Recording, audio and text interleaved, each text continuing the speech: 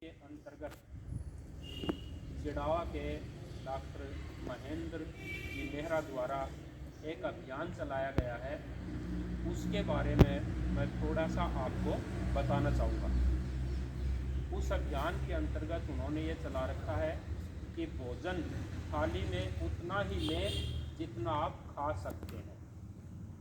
अगर आप भोजन को जूठा छोड़ते हैं तो उससे अन्न का अपमान होता है, और अन्न को हमारे शास्त्रों में एक भगवान का रूप दिया गया है। तो इसलिए हमेशा आप घर पे खाएं या किसी पार्टी शादी कहीं पर भी खाना खाएं तो उस प्लेट में या उस थाली में उतना ही भोजन लें जितना आप खा सकते हैं। ये नहीं देखें कि हमें कौन देख रहा है।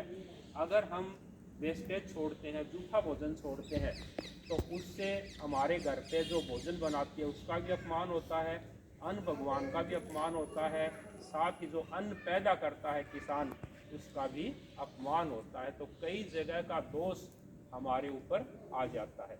तो इस मुहिम के ऊपर डॉक्टर नेहरा के द्वारा जगह जगह जाकर समाज में वो जागृति फैला रहे हैं। उन्होंने मुझसे भी संपर्क किया था, तो उन्होंने बताया कि आप स्कूल में थोड़ा सा मेरा काम कर दें। तो आज मैं प्रधानाचार्य महोदय की अनुमति से मैं आपको ये बात बताने आया। दूसरी बात, कहीं पर मैंने एक स्लोगन पढ़ा था कि भारत में जितने लोग भूख से मरते हैं उससे कई गुना ज़्यादा लोग ज़्यादा खा करके मर जाते हैं।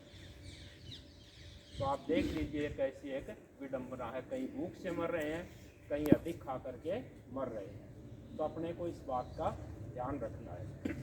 एक दो बार मुझे जैन समुदाय में जाने का मौका मिला, पार्टियों में, विवाह शादी में। तो वहाँ पर मैंने देखा कि जहाँ पर भी जो भोजन की स्टॉल लगी हुई थी वहाँ पर बड़े बड़े पम्पलेट लगे हुए थे कि थाली में भोजन उतना ही ले जितना खा सकते हैं, वेस्ट न करें। दूसरी बात, जहाँ पर प्लेट खा करके अपन जूठी प्लेट एक कैरेट में डालते हैं, वहाँ उनके सबसे बुजुर्ग सीनियर व्यक्ति खड़े हुए थे। अगर कोई व्यक्ति भोजन बचा के और उस कूड़ेदान में रखना चाह रहा था, उस डस्टबिन में रखना चाह रहा था, तो उससे पहले हाथ जोड़ के वो निवेदन कर रहे थे कि सर इसको आप खाइए, बहुत ही प्रयास से इसको बनाया गया है, इसको जूठा न छोड़ें। अब वो पेट भर के तो आ गया वहाँ से, अब वो खा भी नहीं सकता और कितना शर्मिंदा होता है। तो इसलिए धीरे धीरे अपने समाज में भी ऐसी